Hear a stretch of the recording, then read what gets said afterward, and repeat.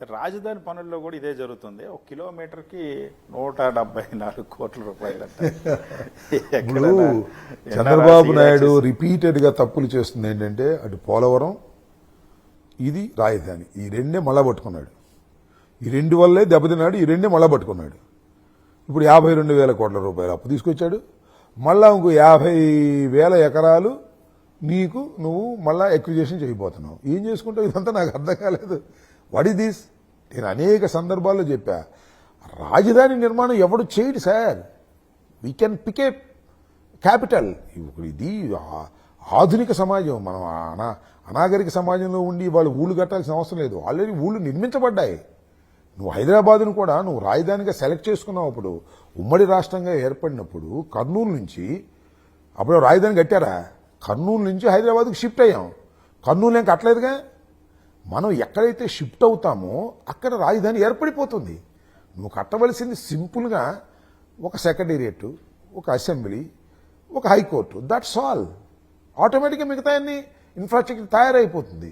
నువ్వు తీసుకొచ్చి ఇక్కడ 1,00,000 ఎకరాలు ఏంటంటే నాకు అర్థం కాదు. 1,00,000 ఎకరాలు, 1,00,000 కోట్లు, అంత శక్తి ఉందా ఈ రాష్ట్ర ప్రభుత్వానికి?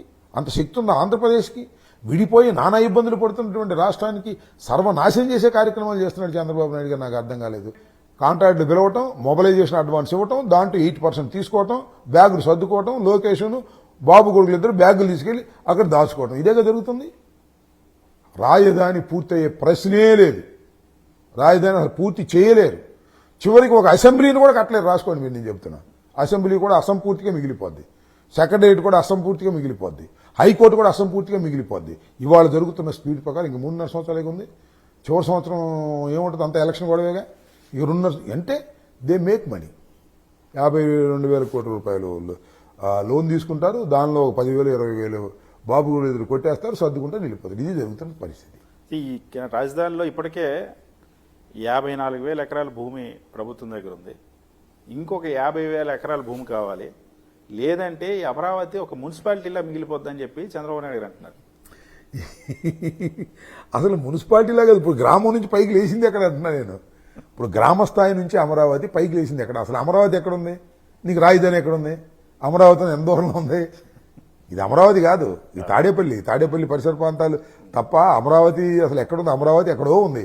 కృష్ణానది ఒడ్డున ఉంది అమరావతి. నువ్వు తీసుకొచ్చి గొయ్యిలో పెట్టావు. ఇక్కడ ఈ గొయ్యి వస్తే వాళ్ళు చూడండి పరిస్థితి ఎట్టా ఉందో. కృష్ణానది పొంగితే ఇక్కడ దీన్ని కొండవీటి వాగు నుంచి నీళ్లు కిందకి వెళ్ళవు. అక్కడ మళ్ళీ లిఫ్ట్ పెట్టావు, లిఫ్ట్ పెట్టినా వెళ్ళలేదు.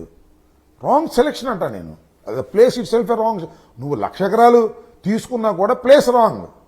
అది పూర్తయ్యేది కాదు. చంద్రబాబు నాయుడు రాష్ట్రానికి శనిలాగా పట్టుకున్నాడు. అది పోలవరం, ఇటు రాజధాని రెండు పూర్తిగావు, ఆ అసంపూర్తిగానే మిగిలిపోతాయి. అవి రాష్ట్రానికి భారం అవుతాయి.